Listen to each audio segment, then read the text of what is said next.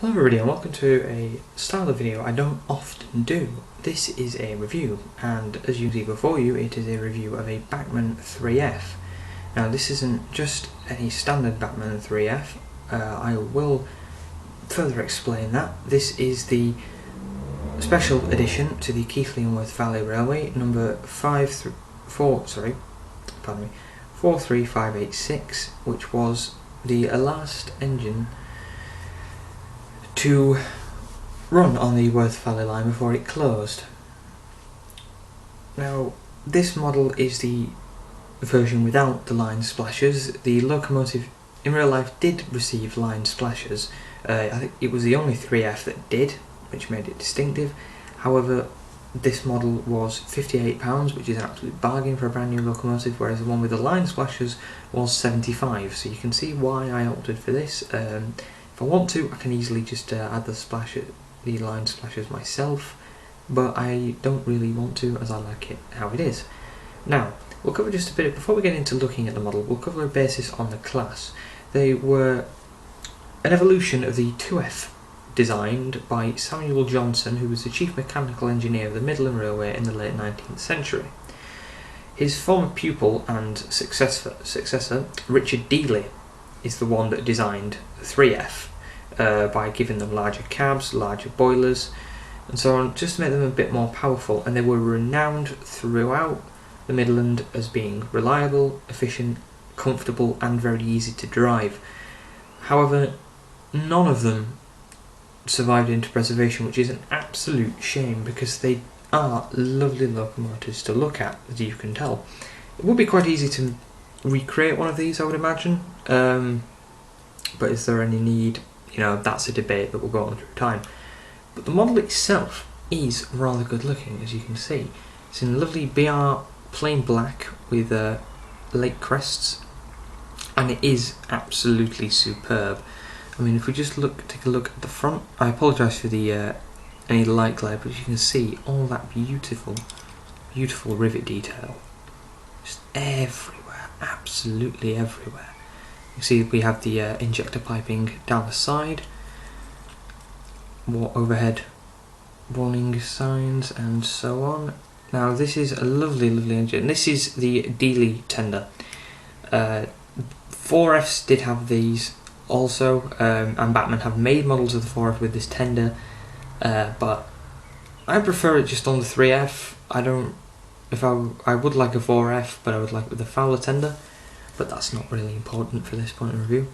See, we've got the shed code, if it'll see it there, 55F, and that was a Bradford engine. So this engine was based in Bradford, hence the reason why it would be able to work on the Worth Valley, as they are both very close. Now it's very faint indeed, but you can just see just above my index finger there is a works plate which reads, if I can make that out, no, it's very hard to make out, but I do know for a fact that it would say LMS such and such year that it was built, and it would be built in Derby Works, because that's just where the LMS built everything.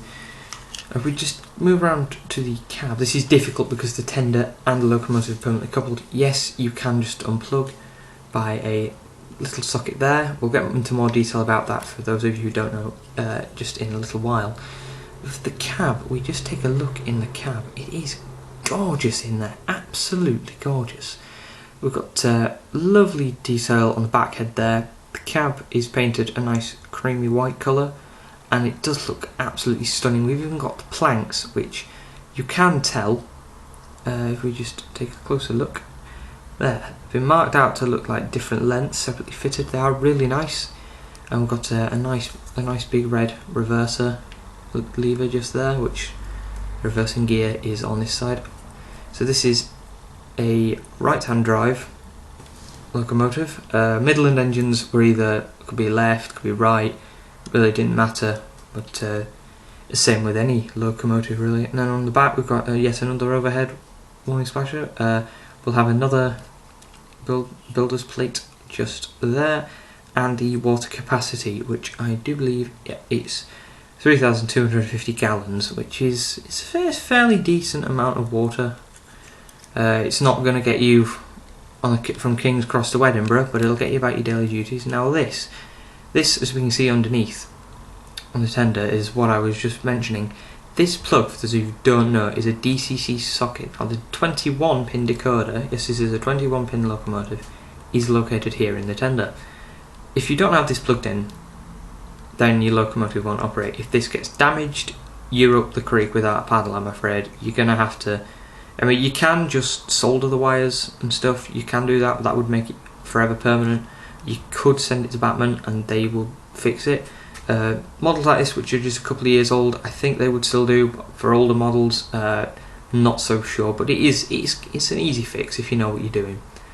And then these holes here are for a speaker, which if I just put the model down and grab the detail back here, which I should have showed you first, but we'll do it now. Here is the casing for a speaker. We've also got these screws that will hold it into the tender, and also some screw link couplings as just extra detail for the model, because the model has its detail on, you know, brake rods, vac pipes, they're already on, so that's really the only detail you can fit. But it's nice that Bachmann has started including this with most of their tender engines. This is so... It just makes it a lot easier, because fitting sound into locomotives used to be quite a difficult task, because you'd have to do a lot of mounting the speaker, drilling the holes and such yourself.